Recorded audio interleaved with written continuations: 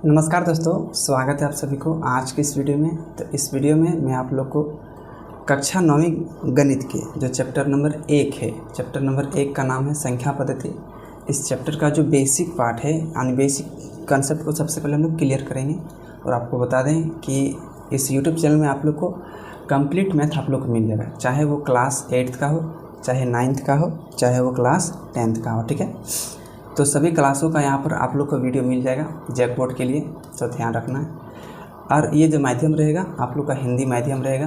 ठीक है, इसके बाद आप लोग को पीडीएफ चाहिए तो केवल बेसिक पार्ट का जो ये वीडियो है इसका पीडीएफ आप लोग को व्हाट्सएप चैनल में एक लिंक दे देंगे, जितना दिख रहा है सबका हम आपको लिंक दे देंगे। तो व्हाट्सएप चैनल नीचे डिस्क्रिप्शन बॉक्स में हम दे देंगे लिंक, तो वहाँ पर जाइएगा और जुड़ जाइएगा, वहाँ पर आपको पीडीएफ सेंड कर दिया जाएगा। ठीक है, यहाँ व्हाट्सएप का लिंक, अगर नहीं तो आप इंस्टाग्राम में हमें आप मैसेज कर सकते हैं। मेरा इंस्टाग्राम आईडी है एस मतलब आपको स्लैश दीजिएगा, डैश दीजिएगा, उसके बाद कुमार जेपी लिखिएगा तो वहाँ पर आ जाएंगे।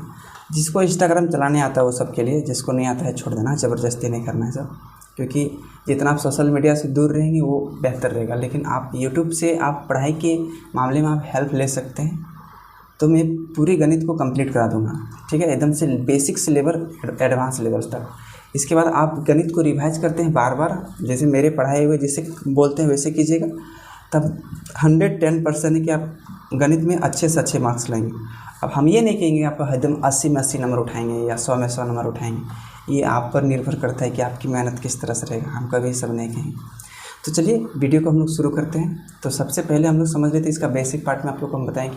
ये जो सेशन चलने वाला है 2026-27 का सेशन चलने वाला है। ठीक है, क्योंकि 25-26 का एग्ज़ाम तो सब कंप्लीट हो गया है। रिजल्ट का इंतज़ार मत कीजिएगा, ऐसा नहीं कि रिजल्ट आएंगे तो तैयारी करेंगे। तो सबसे पहले समझते हैं पहला पॉइंट, जो आप लोग का चैप्टर का नाम है संख्या पद्धति। तो यहाँ हम लोग लिख देते हैं संख्या पद्धति, ये चैप्टर का नाम है। आप लोग इंग्लिश में इसे चाहे तो नंबर सिस्टम कह सकते हैं। इसमें नंबर सिस्टम का मतलब क्या होता है? संख्या पद्धति। संख्या पद्धति का मतलब क्या होता है? अब संख्या क्या होता है, पद्धति क्या होता है? पद्धति का मतलब सिस्टम। ये तो इंग्लिश वाला वर्ड आप लोग थोड़ा सा समझ गए होंगे कि पद्धति का मतलब एक सिस्टम होता है। किसी भी संख्या को सजाने लिखने का क्या होता है? एक सिस्टम होता है। तो इसीलिए क्या कहा गया है? इसको संख्या पद्धति कहा गया।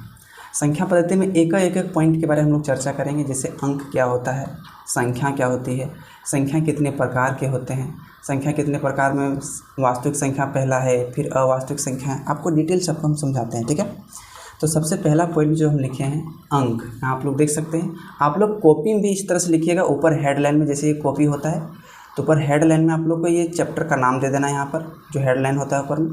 इसके बाद यहाँ पे क्या करना है, आपको इस तरह से पॉइंट बना के लिखना है संख्या, और संख्या इस तरह से क्या करना है, आपको लिख के डैश देना है। इसका मतलब संख्या क्या होता है। ठीक है, ऐसे डैश करना है, फिर दूसरा पॉइंट बनाना है, फिर तीसरा पॉइंट बनाना है। इस तरह से करके आपको क्या करना है, पॉइंट बनाना है। तो उम्मीद करता हूँ कि आप लोग थोड़ा समझ गए होंगे। तो पहले अंक क्या होता है, अंकों से मिलकर संख्या बनता है, तो पहले हम लोग अंक समझ लेते हैं। अंक, जैसे अंक टोटल गणित में जो होता है, टोटल होता है 10 अंक होते हैं, जैसे 0, 1, 2, 3, 4, 5, 6, 7, 8, 9। ये टोटल क्या है, ये टोटल 10 ठो अंक है। मतलब गणित में टोटल अंक कितने हैं, 10। अब इस चीज़ को थोड़ा ध्यान रखना है। यदि अगर आपको एक अंक की सबसे छोटी संख्या, जैसे यहाँ पर 0 है, 1 अंक की है, 1 है, 1 अंक की है, 2 है, 1 अंक की है, 3 है, 1 अंक की है, तो जितना 9 तक जो संख्या है सब कितने अंक का है, 1 अंक का है। अगर ध्यान देंगे सवाल यहाँ पूछा जाता है कि 1 अंकों की छोटी संख्या, तो आपका उत्तर क्या आएगा, तो आप बोलेंगे कि 0 आएगा। लेकिन 1 अंकों की सबसे छोटी संख्या 0 नहीं होता है, इसको ध्यान रखना है, क्योंकि 0 का मतलब कुछ नहीं होता है। और संख्या जब हम कहते हैं इसका मतलब कुछ होना चाहिए। जैसे मैं बोलूँगा कि 2 रसगुल्ले ले आ, तो 2 रसगुल्ले का अर्थ होता है कि 2। ठीक है, अब 0 रसगुल्ले इसका मतलब तो कुछ भी मतलब आप दुकान मत जाइए, क्योंकि 0 रसगुल्ला कहा गया है। तो 1 अंकों की सबसे छोटी संख्या कहा जाए तो 1 अंकों की सबसे छोटी संख्या 1 हो जाएगा, और 1 अंकों की सबसे बड़ी संख्या तो आप बोलेंगे 9 हो जाएगा, क्योंकि 1 अंक है और सबसे बड़ी 9 है। तो 1 अंकों की जो छोटी संख्या हो जाएगा तो आपका हो जाएगा 1, और 1 अंकों की जो बड़ी संख्या हो जाएगा ये आपका हो जाएगा 9। ये साइड में आप कॉपी में नोट कर लीजिएगा, क्वेश्चन बना के 1 अंकों की छोटी संख्या 1 और 1 अंकों की बड़ी संख्या 9 है। फिर ये तो 1 अंकों की हो गया, अगर 2 अंकों की बोलेगा तो 2 अंकों की छोटी संख्या आपका 10 हो जाएगा, क्योंकि 9 के बाद अगला संख्या 10 बनेगा जो कि 2 अंक का है। ठीक है, अब 2 अंकों की बड़ी संख्या तो आप बोलेंगे 99। 99 इसलिए क्योंकि अगर आप 100 लिखते हैं तो ये 3 अंक का हो जाता है। ठीक है, तो उम्मीद करता हूँ आप लोग इस चीज़ को थोड़ा समझ रहे होंगे। 3 अंकों की छोटी संख्या 100, फिर 3 अंकों की बड़ी संख्या 999 हो जाए। तो अंक समझ गए कि 0, 1, 2, 3, 4, 5, 6, 7, 8, 9 को हम लोग अंक कहते हैं। इसमें से टोटल गणित में 10 अंक होते हैं। जो छोटी संख्या जो होती है 1 होती है और सबसे बड़ी संख्या 1 अंकों की 9 होती है। अब हम लोग समझते हैं संख्या किसे कहते हैं। संख्या किसे कहते हैं? अंकों के समूह को हम लोग संख्या कहते हैं। अंकों के समूह को हम लोग संख्या कहते हैं। एग्जाम्पल में हम यहाँ पर लिए हैं 1, 2, 3। तो 1, 2, 3 क्या है? अगर इसे हम अलग अलग करके लिखेंगे 1, 2, 3 तो ये सब क्या हो जाएगा? ये सब अंक हो जाएगा।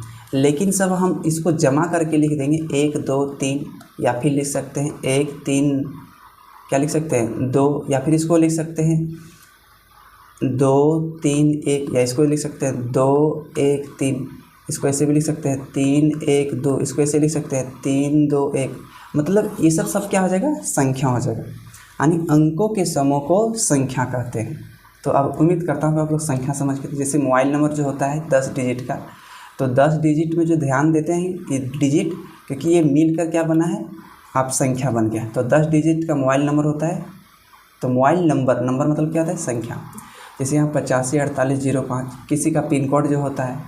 अब यहाँ पर कोई मोबाइल नंबर ले सकते हैं, ज़रूरी नहीं है। तो ये सब हम यहाँ लिख दिए 3 अंकों की बड़ी संख्या, 4 अंकों की छोटी संख्या, ये 5 अंकों की बड़ी संख्या।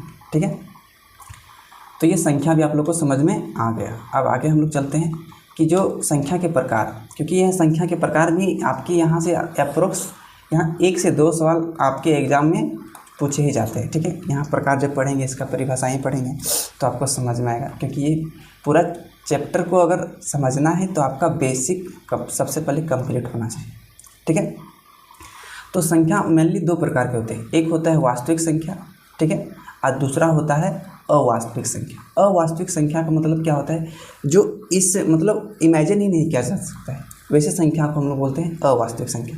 एक एक करके हम लोग समझते हैं। ठीक है, पहला जो है वास्तविक संख्या। वास्तविक संख्या 2 प्रकार के होते हैं। एक होता है परिमेय संख्या, एक होता है अपरिमेय संख्या। देखिए, क्लास जब करेंगे तो नोट नहीं कीजिएगा। अगर नोट करना है तो आपको हम PDF सेंड कर देंगे। तो आप ध्यानपूर्वक से सबसे पहले आप क्लास को देख लीजिए। ठीक है, उसके बाद आप नोट कर लीजिएगा। फिर आप परिमेय संख्या को देखेंगे तो परिमेय संख्या बहुत सारे प्रकार होता है। जैसे शून्य संख्या हो गया, पूर्ण संख्या हो गया, प्राकृत संख्या हो गया, सम संख्या हो गया, विषम संख्या हो गया, भाज्य संख्या, अभाज्य संख्या हो गया। यहाँ तो जुड़वा अभाज्य संख्या लिखे नहीं किए हैं, सभाज्य संख्या नहीं लिखे हैं। धनात्मक संख्या हो गया, ऋणात्मक संख्या हो गया, पूर्णांक संख्या हो गया, और अगर चाहे लिख सकते हैं हम लोग सअभाज्य संख्या लिख सकते हैं। ठीक है, इसके बाद आप क्या लिख सकते हैं? जुड़वा अभाज्य संख्या लिख सकते हैं हम लोग। ठीक है, जुड़वा अभाज्य संख्या। और ये प्रकार होते हैं। हम लोग एक एक करके हम लोग समझते हैं डेफिनेशन को, यानी परिभाषा को। ठीक है, तो पहला जो परिभाषा है शून्य संख्या की। ये शून्य संख्या होती क्या है? शून्य क्या, तो ये हम परिभाषा लिख दिए, हमको परिभाषाएं आते, आप समझ के आप भी याद कर लीजिएगा। ठीक है, ऐसा नहीं कि केवल मेरे याद रहने से कुछ नहीं होगा, क्योंकि आपको जब चैप्टर समझना रहेगा तो जब आपको याद नहीं रहेगा तो फिर चैप्टर समझ में कैसे आएगा। तो यहाँ केवल हम परिभाषा आपको मतलब समय कम लगेगा, इसलिए हम प्रेजेंटेशन के माध्यम से आपको हम समझाने की केवल कोशिश कर रहे हैं। देखिए, शून्य संख्या क्या होती है, जिसको हम लोग जीरो संख्या कहते हैं। शून्य एक पूर्णांक है। शून्य क्या है? एक पूर्णांक है, लेकिन ना तो वह धनात्मक पूर्णांक है और ना ही ऋणात्मक पूर्णांक। मतलब शून्य एक केवल पूर्णांक है, ना इसे हम लोग प्लस में लिख सकते हैं और ना ही इसे हम लोग माइनस में लिख सकते हैं। ओनली वन पूर्णांक, इंटीजर, यानी केवल एक पूर्णांक है। तो इसको आप याद रख लीजिएगा। शून्य क्या है? एक पूर्णांक है, लेकिन ना तो यह धनात्मक पूर्णांक है और ना ही ऋणात्मक पूर्णांक है। ठीक है, अब दूसरा संख्या निकलता है कि पूर्ण संख्या किसे कहते हैं। आप 6th क्लास से सब सीखते आ रहे होंगे मेरे ख्याल से। क्लास 6 से आप 7th में पढ़े होंगे, 8th में पढ़े होंगे, 9th में पढ़े होंगे, अभी पढ़ रहे हैं। अगर नहीं समझ में आएगा तो आप समझ में जरूर आ जाएगा। अगर फिर भी समझ में नहीं आएगा तो जहाँ समझ में नहीं आएगा कोशिश कीजिएगा कमेंट करने की, कमेंट में रिप्लाई देने की जरूर कोशिश करेंगे। लेकिन ये कमेंट के भरोसे में ज़्यादा हम विश्वास नहीं करते हैं। खैर, आप लोग जरूर कीजिएगा। दूसरा है पॉइंट पूर्ण संख्या। पूर्ण संख्या क्या होती है? शून्य से शुरू होने वाली संख्या को हम लोग पूर्ण संख्या कहते हैं। ध्यान दीजिएगा, जो संख्या शून्य से शुरू होती है, शून्य मतलब जीरो से, तो जीरो से शुरू होने वाली संख्या को हम लोग क्या कहते हैं? पूर्ण संख्या कहते हैं। जैसे जीरो शुरू होगा तो जीरो हो जाएगा, एक हो जाएगा, दो हो जाएगा, तीन हो जाएगा, चार, इस तरह से चलते रहेगा। से कहाँ तक चलेगा भैया? तो आपको बोलना है कि अनंत तक चलेगा, इनफाइनाइट तक चलेगा। ठीक है, इसका मतलब ये हुआ कि अगर सबसे छोटी पूर्ण संख्या पूछा जाए तो आपका जीरो हो जाएगा। ठीक है, सबसे छोटी पूर्ण संख्या क्या हो जाएगा? जीरो हो जाएगा। और ये सवाल पूछा जाता है एग्जाम में। अगर सबसे बड़ी पूछेगा तो सबसे बड़ी तो पता करना नामुमकिन है, क्योंकि ये कहाँ तक जाएगा ये किसी को पता नहीं। इसीलिए हम लोग कहते हैं कि पूर्ण संख्या में सबसे बड़ी पूर्ण संख्या अनंत मानी जाती है। जिसका अंत नहीं किया जाता है उसे अनंत कहा जाता है। तो अनंत हो गया। नेक्स्ट पॉइंट है प्राकृत संख्या। प्राकृत संख्या किसे कहते हैं? इसको परिभाषा दूसरे टाइप से कहा जाता है कि गिनती की संख्या को प्राकृतिक संख्या कहते हैं। यहाँ तो हम लिख दिए कि एक से शुरू होने वाली संख्या को प्राकृतिक संख्या हम लोग कहते हैं, क्योंकि गिनती भी कितना से शुरू होता है? एक से शुरू होता है। या तो कीजिए कि गिनती की संख्या को प्राकृतिक संख्या कहते हैं, या तो एक से शुरू होने वाली संख्या को प्राकृतिक संख्या कहते हैं। अब जब एक से शुरू होगा तो इसका एग्जाम्पल भी एक से शुरू होगा, जैसे 1, 2, 3, 4, 5, 6, 7, 8, 9, लेकिन जाएगा कहाँ तक ये किसी को पता नहीं, यानी इसका अंत नामुमकिन, इसलिए अनंत कह सकते हैं। अब छोटी प्राकृतिक संख्या एक हो जाएगा और बड़ी प्राकृतिक संख्या अनंत, क्योंकि इसका पता करना नामुमकिन है। अब हम उम्मीद करते हैं इस स्लाइड में 3 पॉइंट जो शून्य संख्या, पूर्ण संख्या और प्राकृतिक संख्या को समझ गए।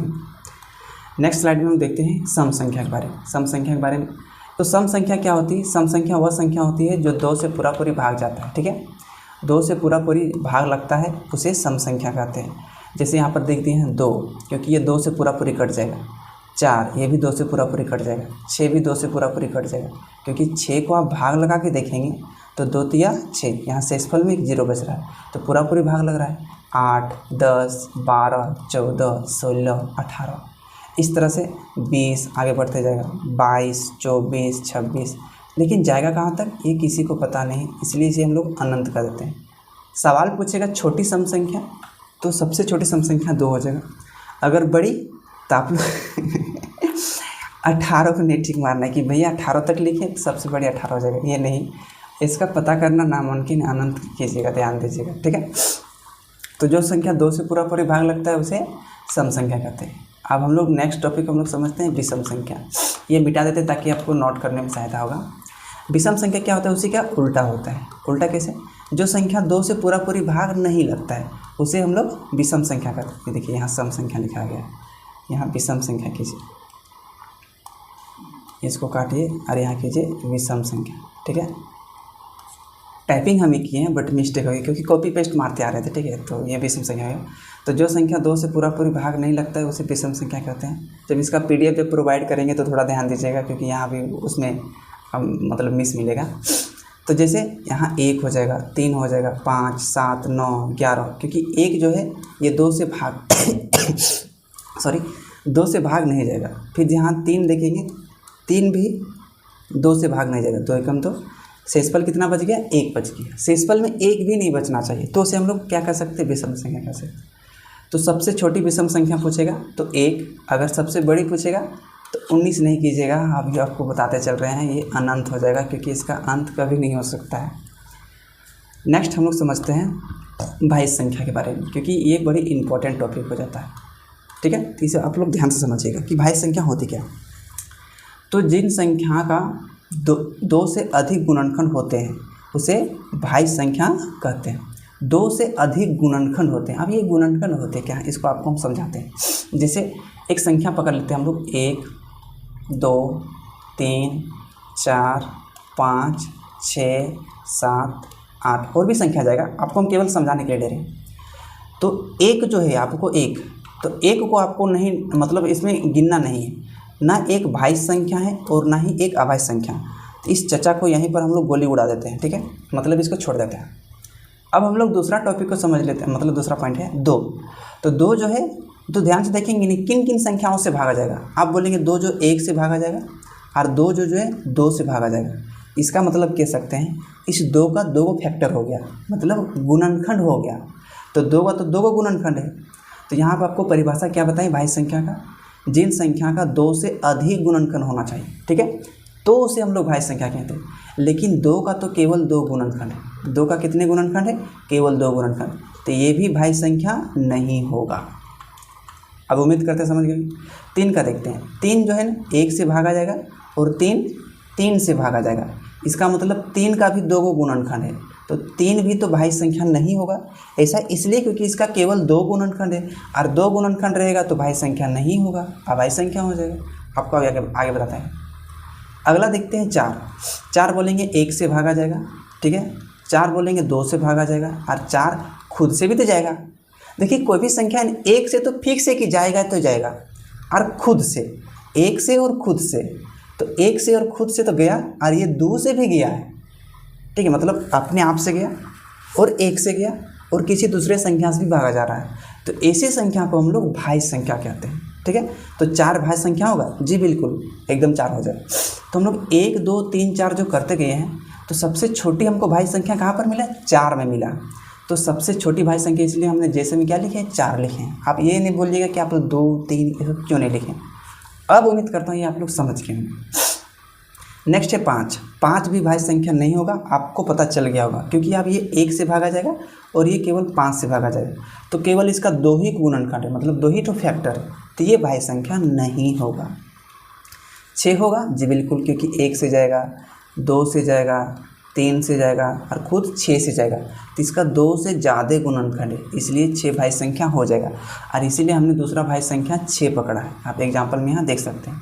7 भी नहीं होगा, क्योंकि इसका केवल 2 गुणनखंड होगा। हाँ, 8 हो जाएगा, 1 हो जाएगा इसका गुणनखंड, 2 हो जाएगा, 4 हो जाएगा, 8 हो जाएगा। तो आप उम्मीद करते हैं कि आप लोग समझ गए होंगे कि भाज्य संख्या क्या होती है, कौन कौन सी संख्या को भाज्य संख्या हम लोग कहेंगे। तो जिसका 2 से ज़्यादा गुणनखंड रहेगा उसे हम लोग भाज्य संख्या कहेंगे। तो यहाँ पर एग्जाम्पल लिख दिए हैं, क्योंकि आपके सवाल ऐसे एग्जाम में पूछे जाएंगे। सबसे छोटी भाज्य संख्या, तो आपको टिक मारना है 4, ठीक है। क्या टिक मारना है? 4 मारना है, ठीक है। अब सबसे बड़ी पूछेगा तो ये पता करना नामुमकिन है, इसलिए आप क्या लिख सकते हैं? अनंत लिख सकते हैं, इसको ध्यान देना। अब इसी का जो उल्टा है, आप कह सकते हैं कि अभाज्य संख्या। तो जिन संख्या का केवल 2 गुणनखंड होता है, केवल 2 से ज़्यादा नहीं और 2 से कम भी नहीं, तो कोई भी संख्या का 2 से ज़्यादा ही होता है या 2 होते हैं गुणनखंड होते हैं, उसे अभाज्य संख्या कहते हैं। जैसे यहाँ पर लिख दिए 2, आपको समझाएं। 2 1 से भागा जाएगा और 2 से भागा जाएगा, तो केवल इसका 2 गुणनखंड है, इसलिए 2 भाज्य संख्या है।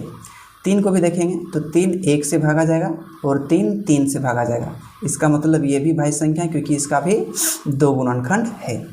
5 देखेंगे, 5 1 से भागा जाएगा और 5 से भागा जाएगा, इसका भी 2 गुणनखंड है।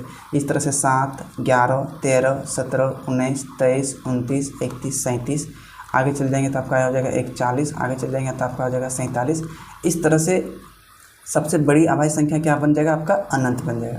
अब सबसे छोटी अभाज्य संख्या पूछेगा तो क्या हो जाएगा? 2 हो जाएगा। इसको ध्यान देना है, ठीक है। अब सवाल यदि पूछेगा कि 1 से लेकर 100 तक में कितने अभाज्य संख्या होता है, तो 1 से लेकर 100 तक में आपका टोटल 25 अभाज्य संख्या होता है। आप लोग ये घर का काम कर लीजिएगा, HW में क्या कीजिएगा, 1 से लेकर 100 तक आप लोग गिनती लिख लीजिएगा, ठीक है। इस तरह से जो होता है ना, इस तरह से 10 तक, फिर 11 12 13 100 तक कम से कम गिनती लिख लीजिएगा। अब आपको क्या करना है? 100 तक गिनती लिखने के बाद आपको गोल घेरा कर लेना है। कैसे गोल घेरा करना है? किन संख्याओं पर? अभाज्य संख्या पर गोल घेरा करना है। अभाज्य संख्या पर, जैसे 2 अभाज्य संख्या है, 2 में गोल घेरा करना है। 3 भी है, हाँ, 4 नहीं, 5 हो जाएगा, 6 नहीं, 7 हो जाएगा, 11 फिर हो जाएगा। इस तरह से गोल घेरा करके रखना है, ताकि आपके दिमाग में बैठ जाएगा कि कौन कौन से संख्या अभाज्य संख्या है और कौन कौन सी संख्या भाज्य संख्या है। जो छूटेगा भाज्य संख्या हो जाएगा, जो नहीं छूटेगा अभाज्य संख्या हो जाएगा। तो इसको मिटा देते हैं। अब नेक्स्ट स्लाइड में हम लोग चलते हैं, नेक्स्ट टॉपिक को समझते हैं। क्या हो जाएगा? सहअभाज्य संख्या। सहअभाज्य संख्या क्या होती है? जिन 2 अभाज्य संख्याओं का मौस, क्योंकि ये काम देगा क्लास 10th में काम देगा, क्योंकि यही बेसिक जो पार्ट है क्लास 9th के लिए है, बट ये क्लास 10th में भी काम देगा। सहअभाज्य संख्या क्या? जिन 2 अभाज्य संख्याओं का मौस को क्या बोलते हैं हम लोग? HCF बोलते हैं। आप लोग सीखे होंगे HCF क्लास 6 में। तो मौस 1 होता है, तो 2 संख्याओं का यदि हम लोग मौस यदि 1 निकलेगा, ठीक है, जैसे 5 और 7, ये दोनों अभाज्य संख्या है, और दोनों का यदि हम मौसा निकालते हैं तो 1 निकलता है, तो ऐसी संख्या को हम लोग सहअभाज्य संख्या कहते हैं, ठीक है। तो इसे याद रखिएगा, तो उसे हम लोग सहअभाज्य संख्या कहते हैं। जैसे 2 3, अगर इसका हम लोग HCF निकालेंगे, हाईएस्ट कॉमन फैक्टर, मतलब मौसा निकालेंगे, ठीक है, अगर इसका हम लोग मौसा निकालते हैं तो इसका मौसा कितना निकलता है, 1 निकलता है। चलिए निकाल के देखते हैं। 2 और 3 का मौसा कैसे निकालेंगे, तो छोटी संख्या से भाग देते हैं बड़ी संख्या को, तो 2 एकम 2, कितना बच गया 1। अब इसी 1 से हम लोग क्या करते हैं, भाग देते हैं पहला वाला, तो 1 2 में 2 यानी 1 दूना 2 हो गया, घटाएंगे तो 0। तो जो सबसे नीचे का जो भागफल होता है, माफ कीजिएगा, भाजक होता है, वही आपका HCF होता है। तो यहाँ HCF कितना निकला, 2 निकला, सॉरी 1 निकला। तो इसका मतलब हम लोग क्या कह सकते हैं कि अगर जिन दो अभाज्य संख्याओं का HCF 1 निकलेगा तो उसे हम लोग क्या कर सकते हैं, सअभाज्य संख्या कह सकते हैं। ऐसा बहुत सारा एग्जाम्पल हो जाएगा, ठीक है। तो नेक्स्ट एग्जाम्पल क्या है, 5 11 हो जाएगा, 19 29 हो जाएगा, क्योंकि आप कुछ भी लिख सकते हैं, आप 37 41 भी लिख सकते हैं, क्योंकि इसका मौसा भी निकालेंगे तो 1 ही निकलेगा। तो अब उम्मीद करते हैं सब समझ गए होंगे। अब यहाँ नहीं पूछेगा सबसे छोटी सअभाज्य संख्या, इस तरह सवाल नहीं पूछेगा, क्योंकि सबसे छोटी या बड़ी जब अकेले में होती तब पूछी जाती है, ठीक है। अब नेक्स्ट है धनात्मक संख्या। धनात्मक संख्या शॉर्टकट में समझ लीजिए, इसको पॉजिटिव नंबर कह सकते हैं। जो प्लस में होती है उसे धनात्मक संख्या, और जो माइनस में होती है उसे ऋणात्मक संख्या। आप देख के पहचान लेंगे, क्योंकि ये सब क्या है, प्लस में। जैसे कोई 1 पूछेगा कैसी संख्या है, तो जवाब आपके पास बहुत सारा हो जाएगा, क्योंकि एक आपका विषम संख्या भी हो जाएगा, ठीक है, एक आपका पूर्ण संख्या भी हो जाएगा, ठीक है, एक आपका अभी क्या बोले, धनात्मक संख्या भी हो जाएगा। तो ये प्लस में है, क्योंकि यहाँ 1 के आगे कुछ नहीं, तो यहाँ प्लस का चिन्ह छुपा हुआ रहता है। तो 1 कैसी संख्या है, धनात्मक संख्या है। तो जितना प्लस वाली संख्या सब धनात्मक संख्या होती है। आप समझ गए होंगे, इसको हम मिटा देते हैं। नेक्स्ट टॉपिक हम लोग देखते हैं ऋणात्मक संख्या। अभी आपको बताएं जो माइनस में होती है, माइनस वाली संख्या को हम लोग ऋणात्मक संख्या कहते हैं। क्या एग्जाम्पल में लिखना है, यहाँ लिख दिए हैं, सब माइनस में है सब। अब हाँ, लेकिन ध्यान देना है, क्वेश्चन पूछेगा धनात्मक संख्या में सबसे बड़ी धनात्मक संख्या बताओ, सबसे बड़ी धनात्मक संख्या। तो आपको बोलना है 1, लेकिन गलत हो जाएगा, ये बड़ी नहीं होगा। सबसे बड़ी तो अनंत में हो जाएगा, सबसे बड़ी क्या हो जाएगा, अनंत हो जाएगा। तो इसको क्या करना, अरे चाचा कहाँ चले गए, 1 मिनट, इसको मिटा देते हैं, मिट गए, हाँ। तो सबसे बड़ी धनात्मक संख्या क्या हो जाएगा, तो सबसे बड़ी अनंत हो जाएगा। अरे यार पेन काम क्यों नहीं कर रहा, 1 मिनट। तो सबसे छोटी धनात्मक संख्या 1, और सबसे बड़ी पता करना मुमकिन नहीं, इसलिए क्या सकते हैं, अनंत। अब यहाँ सवाल उठते हैं, यहाँ जो ऋणात्मक संख्या बताए जो माइनस में होते हैं, आप बताइए कि सबसे छोटी ऋणात्मक संख्या क्या आ जाएगा। कहाँ कहाँ जा रहा है, पागल हो गया क्या, बहुत घूमने फिरने का शौक है। ये ले पूरा का ही मिट जा रहा है। तो ये ऋणात्मक संख्या, तो -1 है, -2 है, -3 है, सब ऋणात्मक संख्या है। अब बताओ सबसे बड़ी ऋणात्मक संख्या, ध्यान दीजिएगा, आपको हम समझाने की कोशिश करें। जैसे ये 0 है, तो ये 0 के बाद 0 पहले जाएंगे तो हो जाएगा -1, 0 पहले जाएंगे तो और जाएगा -2, इस तरह से -3, और 0 के आगे साइड में जाएंगे तो बचेगा 1, यानी प्लस वाला मिलेगा, 2 मिलेगा, 3 मिलेगा। अब देना 0 के जो जितना करीब रहेगा, 0 के जो जितना करीब रहेगा वो उतना बड़ी होगा। ध्यान देना है, 0 के जो जितना करीब वो बड़ी, लेकिन बाएं साइड में जाना है, बाएं साइड में, लेफ्ट साइड में जाना है, ठीक है। और राइट साइड में जब जाएंगे, ये लेफ्ट साइड में जाएंगे तो, और जब राइट साइड में जाएंगे तो 0 के जो जितना दूर रहेगा, दूर, तो वो उतना क्या हो जाएगा, बड़ी हो जाएगा। तो इसको क्या करना है, आपको समझना है। तो सबसे छोटी धनात्मक संख्या 1, और सबसे बड़ी धनात्मक संख्या पता नहीं, यानी अनंत। सबसे बड़ी ऋणात्मक संख्या तो -1 हो जाएगा, सबसे बड़ी ऋणात्मक संख्या। इमेजिन कर रहे हैं, जैसे कोई पूछेगा कि -1 बड़ा है कि -10 बड़ा है, तो आप बोलेंगे देखो 0 के सबसे करीब में -1 है, तो -1 क्या हो जाएगा, बड़ी हो जाएगी। अच्छा -1 बड़ी कि -1000 बड़ा, तो आप बोलना है कि -1, क्योंकि -1000 तो 0 के बहुत दूर में जाएगा, और 0 के जो जितना करीब रहेगा वो उतना बड़ी हो जाएगी। हाँ, ध्यान देना है, अगर माइनस वाली संख्या में एगो प्लस वाली संख्या पूछेगा, जैसे -4 बड़ा कि +4 बड़ा, यहाँ नहीं दिख रहा है, कोई दिक्कत नहीं, -4 बड़ा कि +4 बड़ा, तो प्लस वाला संख्या हमेशा बड़ा होता है, तो -4 से हमेशा बड़ा हो जाएगा। ऐसा नहीं कि आपको बराबर का चिन्ह लगाना है। माइनस का मतलब आप किसी से कर्जा लिए हुए हैं, और प्लस का मतलब आप किसी से मतलब पैसा को पा रहे हैं, ठीक है। तो ये अंतर होता है, तो इसको ध्यान देना है। ऋणात्मक संख्या सबसे छोटी अनंत हो जाएगा, यहाँ सबसे छोटी ऋणात्मक संख्या क्या हो जाएगा, अनंत हो जाएगा। ऐसा कैसे लिख रहे हैं, अनंत हो जाएगा। और सबसे बड़ी ऋणात्मक संख्या क्या हो जाएगा, -1 हो जाएगा। अब उम्मीद करते हैं आप लोग समझ गए होंगे। अब नेक्स्ट हम लोग टॉपिक को सअभाज्य संख्या, तभी आपको हम पीछे बताएं, नहीं क्या बताएं, ये सअभाज्य संख्या ना हो, ये गलती से वाला आ गया है। और इसका एग्जाम्पल यहाँ पर नहीं होगा क्योंकि सवाभाज्य संख्या में सब एग्जाम्पल नहीं होगा, माफ़ कीजिएगा। नेक्स्ट जल्दी समझते हैं। अब हम लोग समझ लेते हैं थोड़ा आगे। अब नेक्स्ट स्लाइड में हम लोग परिमेय संख्या के बारे में, क्योंकि ये बड़ी इंपॉर्टेंट है और यहाँ से जो है ना आप लोग के सवाल एकदम से आपके एग्ज़ाम में रहता ही रहता है, ठीक है। तो इस पॉइंट को थोड़ा समझ लीजिएगा बेसिक तरीके से, ठीक है। परिमेय संख्या, अरे पेन थोड़ा सा अच्छी तरह से एक बार काम कर जा। देखिए ये परिमेय संख्याएँ होती क्या है कि जो संख्या p/q के रूप में होता है, जहाँ q is not equal to 0 हो, उसे हम लोग परिमेय संख्या कहते हैं। मतलब समझिए, जो संख्या बट्टे में होती है, शॉर्टकट में समझिए, जो संख्या बट्टे में होती है उसे हम लोग परिमेय संख्या कहेंगे, यानी p/q के रूप में। लेकिन ध्यान देना है कि नीचे q का जो मान है 0 नहीं होना चाहिए, नीचे q का मान 0 नहीं होना चाहिए। आप बोलेंगे कैसे? जैसे आपको यहाँ दिख रहा है p/q, जैसे हम यहाँ लिखेंगे 4/3 लिखेंगे, ठीक है। ये 4 हो गया आपका p का मान हो गया, और ये जो 3 हो गया आपका q का मान हो गया, क्योंकि p/q के रूप में है। अब नीचे ध्यान से देखिए, क्या यहाँ पर 0 है q का मान? आप बोलेंगे नहीं, यहाँ q का मान 0 नहीं है। ये संख्या परिमेय संख्या होगा? जी बिल्कुल होगा। 3/6 एकदम हो जाएगा, क्योंकि काटेंगे तो हो जाएगा। 1/2 ये भी परिमेय संख्या हो जाएगा। 0 ये भी हो जाएगा। 0/5 या 0/2 ये भी हो जाएगा। क्यों? क्योंकि यहाँ p का मान 0 है, p का मान 0 है, और यहाँ q का मान 2 है। क्योंकि q का मान 0 नहीं होना चाहिए, क्योंकि ये बराबर नहीं है, ध्यान देना है।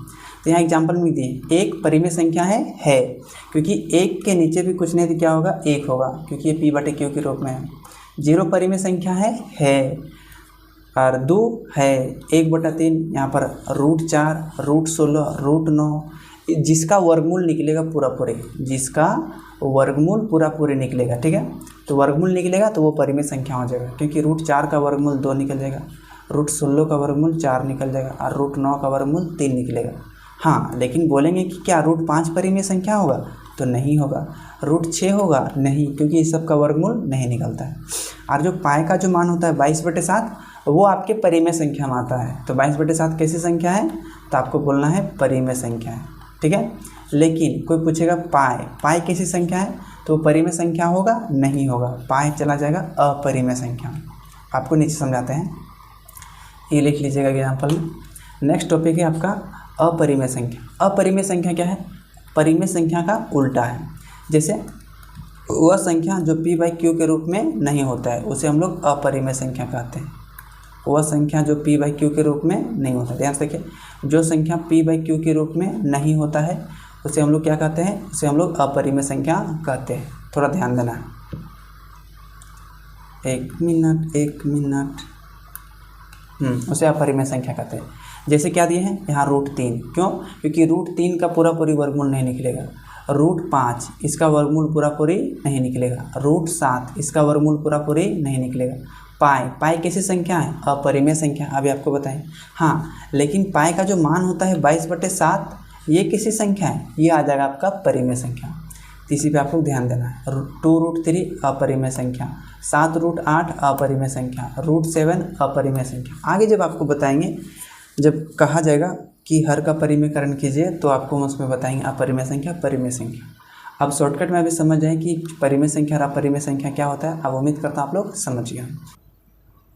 अब हम लोग समझ लेते हैं वास्तविक संख्या के बारे में। वास्तविक संख्या का देखिए, वास्तविक संख्या से नाम पता चलता है रियल नंबर। वास्तविक, रियल, इसलिए क्या कहा जाता है? रियल नंबर कहा जाता है, क्योंकि वास्तविक संख्या क्लास 10th में चैप्टर 1 का ही नाम है वास्तविक संख्या। तो इसे किसे कहते हैं? परिमेय एवं अपरिमेय संख्याओं के सम्मिलित रूप को। मतलब परिमेय संख्या और अपरिमेय संख्या को जब मिला देंगे तो वो कैसी संख्या हो जाएगा? आपका हो जाएगा वास्तविक संख्या हो जाएगा। अभी आपको हम पीछे बताए थे कि परिमेय संख्या ये था और ये था अपरिमेय संख्या, दोनों को मिला देंगे तो यानी रूट वाला संख्या जिसका वर्गमूल निकले या ना निकले, और जिसका निकले तो ठीक, नहीं निकले तो ठीक, सबको मिला देंगे तो क्या हो जाएगा? आपका वास्तविक संख्या हो जाएगा। तो यहाँ जैसे देखिए, यहाँ जो हम ले लिए यहाँ पर आपका परिमेय संख्या भी और अपरिमेय संख्या। यानी कोई पूछेगा √7 कैसी संख्या है, तो उसको बताना सबसे पहले कि ए अपरिमेय है, लेकिन साथ साथ में वास्तविक संख्या भी हो जाएगा, क्योंकि अपरिमेय संख्या को वास्तविक संख्या कह सकते हैं, ठीक है। अब 0, 2, 1/3, √4, √16, √9, 22/7, इससे सब कैसे संख्या हो जाएगा? वास्तविक संख्या हो जाएगा, ठीक है। तब उम्मीद करता हूँ कि ये जो वीडियो है आप लोग अच्छी तरह से समझ गए होंगे। आप अगर वीडियो आपको अच्छा लगा तो ज़रूर शेयर करना अपने दोस्तों के साथ, चाहे वो क्लास 8th पढ़ता हो, चाहे 9th पढ़ता हो, चाहे वो 10th पढ़ता हो। ये वीडियो चैप्टर 1 के हिसाब से बहुत ही इंपॉर्टेंट है। तीनों क्लास के लिए एक ही मतलब यही वीडियो चलेगा, ठीक है। ये जैकपॉट के लिए आपको हम बताते हैं। अब ये पूरा फ्री में पढ़ाते हैं, अब पूरा चैप्टर वाइज से आपको हम कंप्लीट करके चलेंगे 8, 9, 10 का। तो आज का क्लास इतने रखते हैं। अपने घर में बड़ों का सम्मान कीजिएगा, अपना ख्याल रखना है और अपने छोटों में प्यार बांटना है।